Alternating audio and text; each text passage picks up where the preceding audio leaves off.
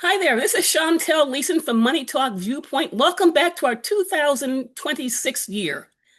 Our guest speaker today is Marie Torossian. Torossian. Yes. Torossian. She's a CPA, a certified public accountant, and she's an elite coach from under the Cardone. I don't want to say Cardone Capital, but Cardone Training Technologies. Yes. Cardone Training Technology. Marie, I've been watching Marie online. I must share with you that I'm very, very impressed with what Marie does. She's a coach, but she's also a person with a heart. And she's knowledgeable in what she does in coaching. And a lot of us have gone to people for coaching.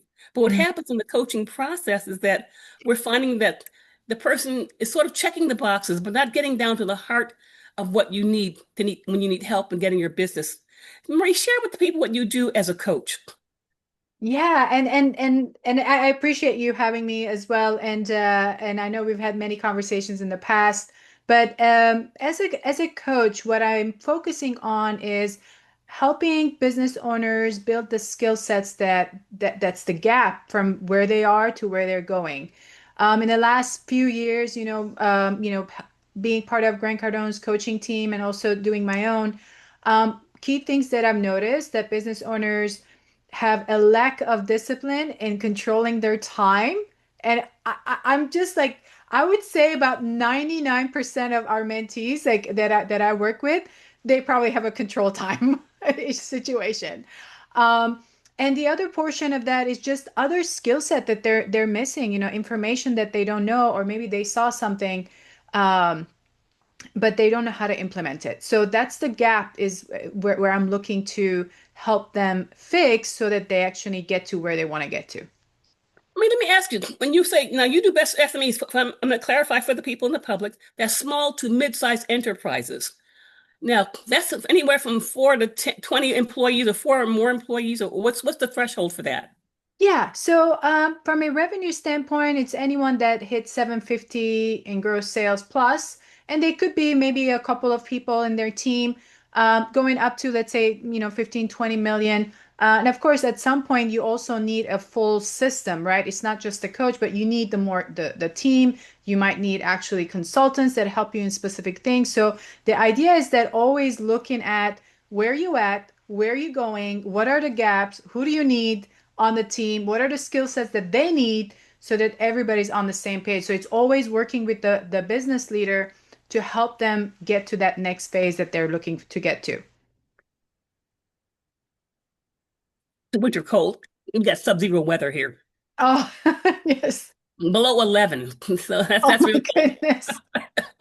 I'm great. I'm grateful to be here in Florida. I will tell you though, even in below zero weather, people that live in cold weather, cold climates, for many of us, we do enjoy it for a point in time. Not Of forever, course. but there's a point in time you enjoy putting on your heavy coat and just going out and Yeah. enjoy it. The kids love running in the snow and throwing snowballs.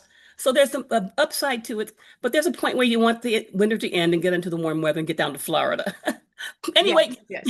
getting back to you now, we have in our family, we're a virtual family office. So what we do is we scale businesses. We help small businesses that are what they call micro businesses.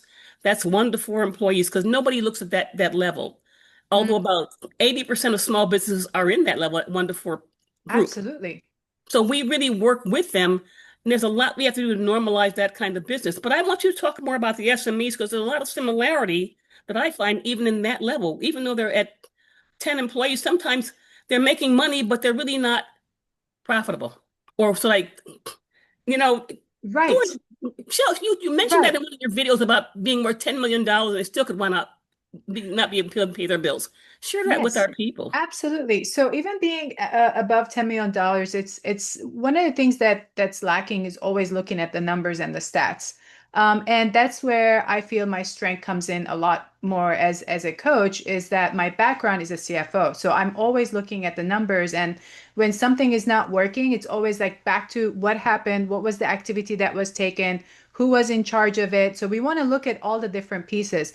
When it's a smaller business, 1 to 4 employees, I think it's a little bit easier to insert a coach at that point before things fall apart than to insert a coach at, you're at 10 million and then some of the employees have already gotten used to these bad habits of no one's checking their work or whatever problem they're having. And then you insert a coach, and it's like everybody's like on, high alert, and they're just, it's just harder to do that. So I like the fact that your group is actually inserting themselves between that 1 to 4, because there's that little what should I get, the step there, that 1 million to 3 million they're gonna break. So unless you help them to actually manage that, it's something's gonna break and they're gonna go backwards. Even at 10 plus, again, another break point is 8 million to 15 million. So somewhere there, something's gonna fall apart. So systems, it could be automations, it could be projects that never end. So it's an ongoing process. As a coach, you're there all the time, and the earlier you are there, the better it is, because you get to see them growing, and whatever is coming next, you can see things they're not seeing. Well, here's a factor that I take in consideration. When you look at a micro business, they have no structure at all. Right, So there's none. There's none. it is very clear with us from day one. They have to decide to let us help them. If they don't, we don't do business at all with them. Mm, It's as simple as that. Because what yes. happens is they don't have, I'm going to clarify, systems and strategies. A lot of time they jump to strategy first. I need to get more of this. I need to get more leads. I need to do X, Y, Z. And you say before you can get a lead, you need to have a system to collect the lead, to process the lead, and to do the work for the lead. Mm-hmm. So you have to have a system for that. You have to have who's gonna make the phone call when the lead comes in. Mm-hmm. And you don't get to it whenever you get to that lead when it comes in the door. So we had to change the system by putting in a virtual assistant to address Absolutely. lead generation. Yes. We had to get the Yes. owner. We had to teach an owner how to be an owner and not be not to be an employee. They're a widget maker. Right. And it's very Right. hard for many owners not to be a widget maker. So if they have an auto parts company or they're a hairdresser or an HVAC, they do all the work. And we tell them that that is not owning a business. That is Mm-hmm. doing a job. You bought a job. And when we can get them to shift that one little trajectory to Mm-hmm. understand that they have to step back so they can bring someone else, and we help them interview people to take over those responsibilities and train them and Mm-hmm. trust them and oversee them. And then you become a business. Then we can help you to scale to the next level through an acquisition. But we can't scale you till we normalize you. There are a lot of things we have to put in check plate Of before you move. course. And then once you get this to the next level, then you can move them through an acquisition process. But until that's done, we can't do anything. They have to Right. agree to that. And it Right. doesn't happen in 30 days. Oh, it absolutely doesn't happen in 30 days. A lot of times it takes about, I think, 6 to 10 months for especially business owners in that group that you're talking about, the micro businesses, and I've worked with quite a few of them as well. Is that we're working on simple things like mindset shift, discipline, and at the basic level. Yeah. And I'll give you an example, because I just had a call this morning with a client, and so he's getting close to that, 4 month time frame, and so he's working on these different things, but at the same time, I'm pushing him to show up in the rooms. Like, so one thing has shifted here because of social media. A lot of business owners are like, oh, we got to be on social media, which is, yes, you have to. But at the same time, there's no better impact than you physically being in a room with the right people and people reading you, your energy, your smarts and everything. Social media has a whole bunch of algorithms. It's going to take forever for you to get the right type of clients. So how much production can you make? But then you get into a room and there's already 25, 30 people, and you make every effort to meet with everyone and make that contact and then set up a follow-up, whether they're a prospect or not, but at least you're actually expanding a lot faster than you think. And on the meantime, everybody's doing all these little things all over the place, but then like, but there's no leads. Well, yeah, because that's going to take a while. Right. You got to build the page. Another client recently said something about, um, oh, they wanted to start doing some ads. And I was like, so how's your social media pages? Like, what do they look like? How many followers do you have? And I'm thinking is if there's any warm up in there, like if you've been posting for a while and you have, let's say, I don't know, even a simple like 1,000 followers on your business page. And now you start doing an ad, it's like, right away from your page, it's going to start warming up. You're going to put 200, 300, 400 1,000, 2,000, how much ad dollars are you willing to spend to get these cold attention from these cold people out there in the blue ocean of social media, versus if you've been posting consistently every day to a group that's already following you, right? For like 30 days, you're better off finding a client there than in that blue ocean of and so much ad dollars. So that's an expense that they're not going to be able to see any return on investment for a while. So I always try to push them to go more organic and more physical upfront. Once you're pretty large and you have the money, you have set up your social, you've had a presence for many years, then it makes more sense to start spending ad dollars. You have the money to invest it and then get the ROI right away. You know, very important point you made. Micro businesses have the same problem. Mm-hmm. First of all, they don't have anyone to really help them with technology. They assume they Mm-hmm. assume that because people go online, that that's going to be the end all and be all. I don't know why And it they isn't. think that. So because they're being taught that they're being told that and taught that, and they go online and someone says, "Oh, I made millions because I put," and everything online is it not it may whether it's truthful or not, it may not be applicable to you. Mm-hmm. And what you mentioned, and we do this a lot with our micro businesses, is to get them to join groups, Chamber of Yes. Commerce, Yes. local business groups, and don't tell me you don't have time. You've got to find some time. We've got to find some way to schedule out. And see, believe it, I have to go to that point. Right, We right. have to we have to get you to a Chamber of Commerce. And even Yes. even though well, you don't need to know anyone. The purpose is to meet somebody. Exactly, exactly. And then you just brought it back to what I was saying earlier is that the time, they always have an excuse about, I don't have time. Well, if it's important, you make time, right? So Yes. if you are dying sick, you make time to go to the doctor. So this is same way. If your business is going to die and it depends on you showing up at that event, you put it on the calendar and you show up. So that's why I was saying time control. That's the biggest discipline that I work with everyone. I force them to put it on the calendar. And when they tell me like, "Oh, well, I just, I have a to-do list. I have my stuff written down." I'm like, "How do you remember all of these stuff? Like, do you have to constantly read the to-do list to know if you have to show up for something? I mean, that just doesn't work. Put it on the calendar, color code it." We for the micros, what we do for the micro people, we call them up. We have someone on team, call them up and tell them make sure they're going to be there. Because like your doctor sends in I that, love that. we do the exact same. It's kind of like it's like we micromanage micro businesses. They want to grow, but we can't get them to grow until we get them to a certain point, and they don't understand. They want to jump out and buy another location. We say you can't Mm. jump out and buy a thing. Like the one business owner sent me something she got online, how to get a loan. I said that is not revenue. And another thing, Exactly. I said, revenue doesn't determine your business. Cash flow determines your business. See, people think it's their revenue. Look at our sales. Look at what we've done. Look at what we have. But when you get Hmm. down to the bottom line, how are you really paying your bills and paying yourself? And see, if you try to mask how you're paying yourself, that's not a sellable.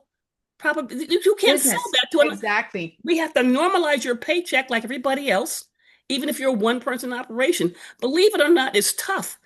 But I had to get tougher on people to get them to do the job right. And Mm. they get mad, but then they get glad when they see something happen.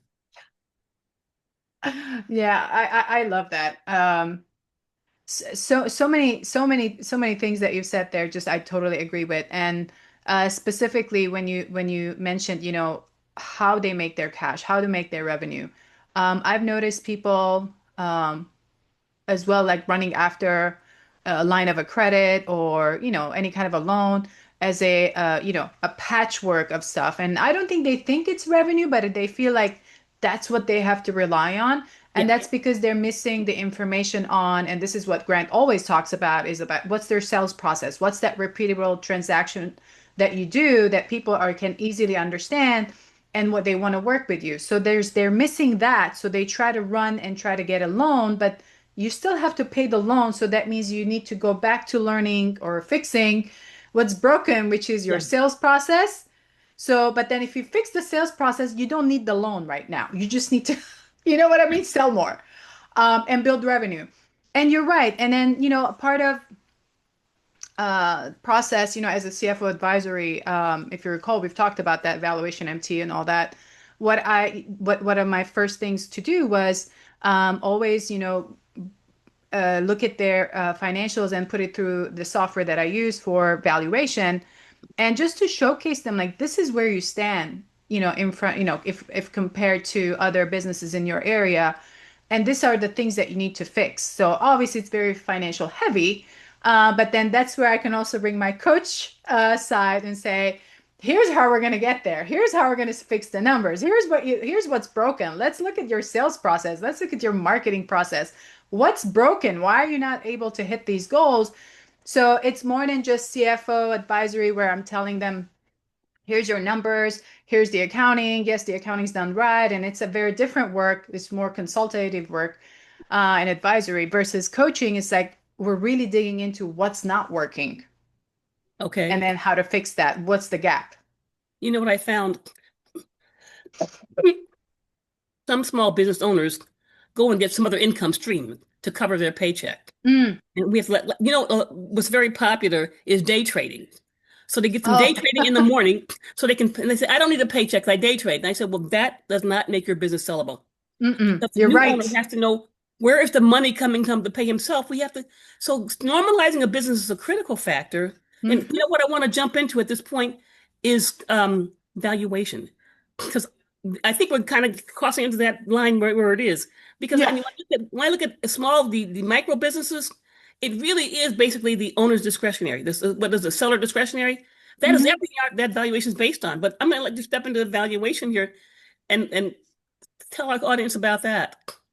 Yeah, and not that I'm a sort of evaluator, so I won't speak into those technical words, but the idea is to, and the software that I use, it just makes the work easy for me to use it for management and consultative purposes. So it will look at all of that. It will look at the prior year tax returns. It will look at how much the owner is paying himself. It also asks questions such as, the top vendors, the percentage of them. So we want to Yeah, know that the recurring revenues, what's that percentage? So a lot of those other pieces are part of the what the software is looking for. And yeah. again, that's why I said it's financial. Some people ask me, well, how would you do the IP? Well, we're not talking about IP. This is just like financial based. Um, and those are key things that, any investor is going to look at. Same thing, whether you have an investor or you want to get, you want to be purchased out or you want to go get somebody, so, buy a business, acquire another business. It's the same thing. You, as a business owner, first need to understand how your business is running, and then you'll be able to know if that other business that you're interested in buying is the right fit. By knowing your numbers, you can actually compare and see, oh, this is going to stack up Right. culturally, revenue wise, and everything else, operations wise. It's not that easy for someone that's that small to purchase a business just right away and have they have not no good systems in place to actually be able to acquire and then add on. And it doesn't, here's what happens. When they do, it's a mess. When Yeah. they do, the whole thing is a mess. One of the things I've recognized is that with the micro businesses, you have to do there's a lot of work that is done to get them to make everything Mm. systematized. Systematized. Hmm. You really cannot ad hoc do things. We have to know exactly what are the dependable activities that bring in revenue, Hmm. and what are the activities, what is making sure that the cash flow is, I want to call it honest. Don't tell me Right. that behind the scenes I also make, because we can't Right. account That's for not that. it. But I That's don't know not the how sellable part. at the micro for micro business to be able to step up to merge to buy another business. We look at both ends, what we're buying and what this Mhm. business is doing. Exactly. And I look at both sides, and I find this very, very odd. With the micro businesses, a lot of them cash pocket businesses, and we tell them. I try to get them out of cash and into using credit cards. And we take them. I'm an old J.P. Morgan person, so I take them to J.P. Morgan Chase, open up a business account, have the business banker meet with the business banker to set up the the credit card machine. So they're using credit cards and not cash. If they use cash, I want that cash to come through an account, like their Zelle Hmm. account that we can account for. They must account for every dime. And don't tell me you bought a Benz because you made money on the side. We need to know how much. Right. You'll be surprised how many people that are in the micro level make a lot of money but don't account for any of it. Yeah, and that's part of also like what uh, putting back my accountant hat, I guess. What I've seen from a lot of those smaller business owners, and when we say small, like micro business owners less than 1 million, as well as 1 million to 3 million, it's the accounting, the way it's done. It's so messed up. It is so messed up. I cannot even tell you how frustrating it is to clean that kind of mess. And we are very good at cleaning that kind of mess because I was an auditor. But it's quite the mess. And then they cannot make decisions because um, it's just too many transactions going in and out of the thing. Like some of it's private money coming in, going out, and they don't know where to put it. And some of it is a loan, some of it is equity, and this. And I'm like, what are you doing? Like, which Right? one is which? And when and that's those are the types of questions. And the funnier part is like when they're like, "Oh, but that's where my bookkeeper put it." I'm like, "But why? Like, did you ask why she put it there?" And then I would go through the balance sheet the first thing and look at, boom, this one, this one. What is this one? What is this one? Um, and they probably feel a little uncomfortable because I will ask stuff that they don't want to answer. Um, but we put it in the right place because I always want to set them up to be ready for any acquisition or an audit or anything else. I want it to be very clean. I want all the documents there, and that's the way we work. And actually, I am, and if the type of client, let's say, turns out being someone that's not getting into a discipline and a system of keeping or doing things or making decisions in a systematic way, I will let go. I will not continue working because then Yeah. they're high risk.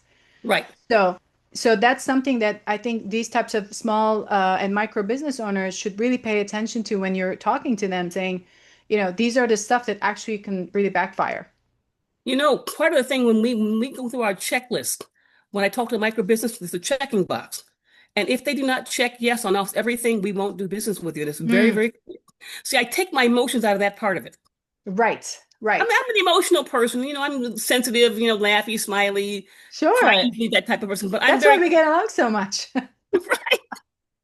But I have my checkpoint that we take out to meet with a client, and that's the first thing we have to go through. If you Hmm. cannot agree to all of this, we cannot do business with it. And then they go back, wait a minute, I want, well, no. Let me be very clear. If you want our help, these are the facts. You have to agree to all of this. And one thing, Yes. you have to disclose all the money. Hmm. There's no hiding that I put this on the side and your wife can't take out enough because she needed to buy something. We cannot have that. This runs specifically because if you want to buy a second business, a Hmm. second beauty salon, you want to Right. expand your car auto repair business. I can't look at the second owner and tell him you're ready and I can't prove where your cash is coming from. I Hmm. must, you must account for every dime of everything coming in through your business. That is very clear. Absolutely. I call them guardrails. A system is a guardrail. Absolutely. The system tells you we use an outside service, a virtual assistant to account for what's coming in the door, how much is each if it's a beauty salon, how much is this chair making? How much is this beauty hairdresser making? Yes. What's that person worth? If you got chairs sitting in the salon and they're not producing, we've got to get them to produce. You have to Hmm. tell them if you're bringing in a new person, they have to bring in a new customer within a certain number of days, 30 days. And this is the not so kind part of Chantel because it's all Right. fact. Like because you're direct, of course. Yes. That's Of the part of course. me it's because you see me, I'm smiling and I'm easy, amiable looking. But there's another. I'm have to tell. I was an enrolled agent for many years, and I'm an accredited accountant, not a certified, but an accredited accountant and enrolled agent. Yes. So for me, as an accredited accountant and enrolled agent, I look at the facts only.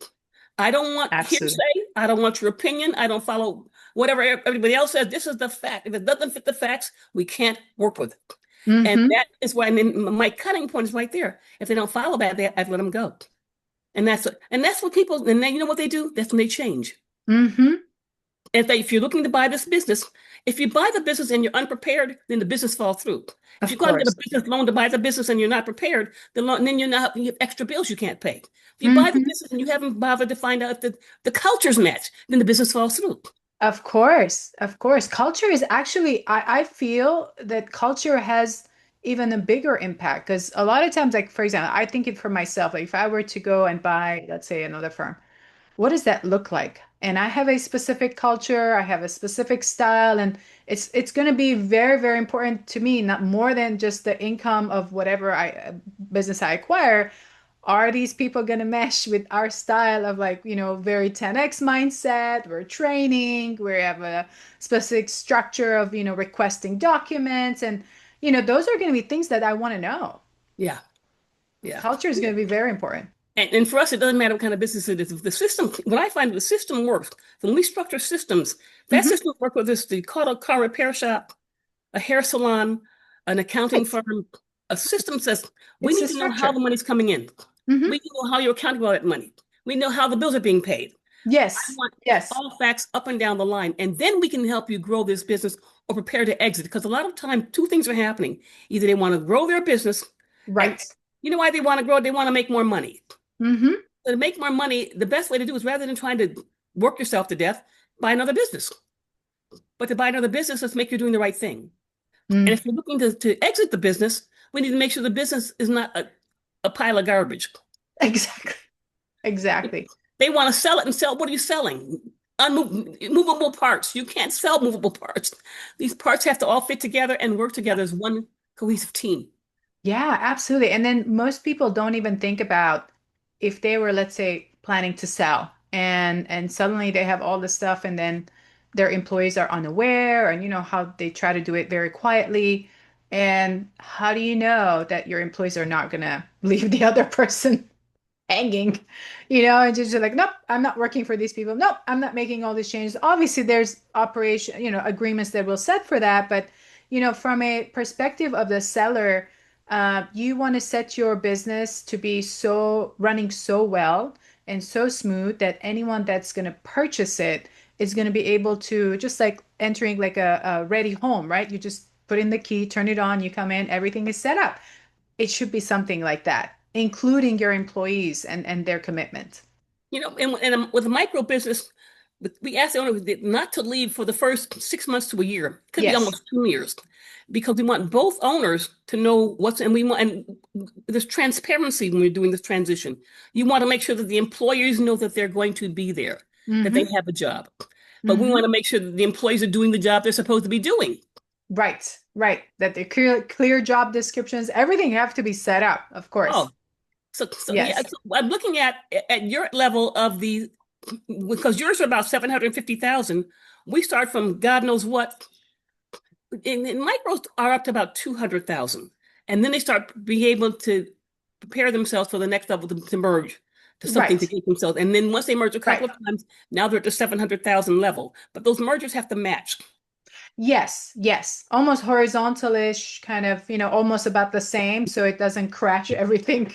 Right. I mean, Yes. if we do a hair salon, we want to Yeah. make this. I do a hair salon and say, well, let's match with a company that like a nail salon. Mm. It's in the same beauty business. A nail salon and a hair salon, same Right. same systems. Yes. Or an eyelash salon. You can merge those three together and make them much. Right. We got. One bigger. Absolutely. Absolutely. I looked at one nail salon that does about almost $1 million a year. If you Amazing. see, I'm telling you, if you see how this system works, they've got it's a nail salon. They've got about 10 people doing nails. They are in business, open every day from 9 a.m. to 9 p.m. 6 days a week. They take three Nice. days off a year. They run like clockwork. And when you go in there, people are lined up. And when you do a head count, I don't know if you do this. I do a head count real quickly. I walk into a business, I look at the pricing of what that business offers, and I can Mm. gauge by the average price how Right. much You the can business. calculate. Yep. I How can many people? calculate right Yep. away. I said, Yep. these guys do about $1 million. I said, and I told my client, I said, a million. I said, yes, because you see how they have their business running. I don't have to walk or drive or one by there and see it empty. It is clocked all the time, all day long. Yes. That's money. Yes. That's money. Yes. And I said, Absolutely. it's not because of the hours, or it's because they set the right systems in place. And that's what I'm doing with my client. And we're going to get her to get a salon. She's got a salon. We're going to restructure the salon and get a nail salon. But we're going to get both salons working efficiently. Then we do the Mhm. merge. Absolutely. So Absolutely. That's a great plan. well, that's our platform. When you're doing acquisitions for micro businesses, and because they're like 30, but those the 10%, the 90, 80% of small businesses are micro businesses. One Yeah. person operations, and they all want the same thing. They want more money, but they don't know how to make more money. So they think it's going on the side, making forex trading, day trading, going on the side and selling. I had one guy that sold shrimp on the side for some other business. I said, for what? He said, because you make money. I said, don't make money in shrimp. You should be doing money over here. So Right. it's almost like you become a mom to the business owner. Yeah, right, right. But we want to keep it very separated though. But I understand what you're saying. Yeah, becoming like the Tell me mom some just other things guiding. that you Yeah. experience the small to mid-sized businesses that may be the same in micro businesses. What are some of the other challenges you face? I think the bigger they become, the it's harder from a team management is what I'm seeing right now. Team management and making the most out of each team member. So, Okay, for example, a client of mine, he's already I think about close to like 2 million, and so he's doing well, he's profitable, but so he wants to push to that, the next phase, right? He's just below 2 million. He wants to push beyond two and, getting close to three. So for him, the biggest thing is not just getting leads, which obviously every company has that problem, right? We all want more leads. right, Um, but the biggest thing for him was I need to have more salespeople running, bringing their own clients, and I want them to be able to do the demos without me. And so what happens is now the training becomes from me to them is like, how are you going to have those conversations? When are you going to have those conversations? What information do you need to put together? What, you know what I mean? Like, what training does your team member need from you? yeah, What kind of coaching your team member needs from you to be able to do their job well? And what's going to happen when this doesn't happen? So what I'm noticing is, so and I remember from corporate as well, this happens, is that people that are underperforming, they just get like kind of dragged with them, yeah, and they're not held into that accountability and for the set expectations, maybe because initially there was no set expectations. So then kind of coming back and having these tough discussions is very uncomfortable to some people, but not as much with others. So team management and making sure your team, whether it's sales, accounting, whatever, whoever's in the team, that they're all part of the same vision, mission, and goals, and they all understand their roles of getting there. So what happens is that if you as the business owner was the main salesperson and that's yeah. what you're really awesome at, and now you're trying to bring new business, but you can't be stuck in the operations. You need other sales team members. Like, what is the big thing you have to do? What is it that you need to learn as a business owner, as a leader, to lead your team? So I think it's becomes back to like kind of a soft skills of like, how do I lead a team? What are Right. the things that I have to put? What are the structures in place? What type of expectations am I going to do? How am I going to compensate these people so that they're still motivated to stay with me and continue with the let's say the mission, vision, and goals? I think probably that falls in with the micro businesses because when they get that third or fourth person they want to grow, they're so used to micromanaging that Mm. they don't know how to delegate. Yes, yes, It's yes. one thing to micromanage, but if you don't delegate, you're not growing. Exactly. You Exactly. can't you can't be accounts payable and receivables and the salesperson and manager when you're doing all and you're trying to tell them how to do everything. Give them room to share with you what they see and how they Hmm. can help you. They're trying to help you grow as well because they want to get a bigger paycheck. Of But they can't course. even ask for a pay raise if you can't help them, let them help you grow the business. Yes, exactly. And one of the activities that I give the business owners, of any stage actually, whether they are, 250, 750, or a million, whatever, it always comes back to look at your calendar. Where's your time going? What are the activities you like to do and you should continue doing? What are the activities that you're good at, but you don't really want to do? So find the person that needs to be delegated to. And the third one is like, you're not good at it and you're wasting time doing it yourself. Hire a professional to help you. So those are the three ways that I get them to go back and think about what are they delegating? What are they keeping for themselves? So it opens up time in their calendar to do the things that are high revenue earning or whatever it is that they need to do. Not everyone, every business owner has that sales thing, but whatever is what they're good at, they should focus on that, just doing that all the time. The rest is all systematized. So once you know who is going to be delegated to, then how are you going to train them? Is it going to be something you're going to do all the time, or you're going to record a video of that training and pass it on? Now you have a Yeah. training modules for everyone. So You you know, start delegating slowly. I like what you brought up. You brought up something I think I work on, but I'm working on much more clearly, and that's the calendar for people. Because even though we haven't put it down, I'm going to be very factual with that. Because you're right, when you have them understand how they're, and even though I know we do it, I Mhm. want to focus on it much better on that calendar. That Yes. people know exactly what to, and I'm trying to get people out of this thinking that you can day trade in the morning so you can make money to cover your salary. Your money should be coming out of that business. And we need to Yes. structure you right so the business is functioning right. So and again, it's back to cash flow. It's not just revenue. It is cash flow. Because that means when someone's looking at your business, they can see that you're able to pay your bills and pay yourself. Hmm. That's what's important to the next business owner on both, whether the company we're buying into or the company is merging into. Because the small business guys, he wants more money or he wants to retire, but he can't do either one of them if he can't follow instructions. Of And course. see, and with us, because it's virtual family office, we are a team-based model. It's Mm. not just Chantel going out there buying herself, telling the client what to do. It's a team of people. One person looks at the website. I try to do that myself. I'm not a web person. Right, right, right. And as a coach, yeah, you don't have to look at that. It's just narrowing down what are the things that are not working. Right. And everybody's assigned to a task that they do. Hmm. Marie, it's gonna be almost quarter two here. Yeah, I'm so enjoying what we're talking about. I wanted to do another one with you again. of course. We But can always have a chat. I want you to share how people can reach out to you on my channel. And then for all people that are going to be listening to this, I'm going to be seeing Marie hopefully within a month or two because it's tax season. Mm. Oh, you don't sit and do taxes like, and I was an enrolled agent many years ago. I did them when I started the business. When I learned how to grow, I didn't have to. I tell you, I'm gonna digress for a moment.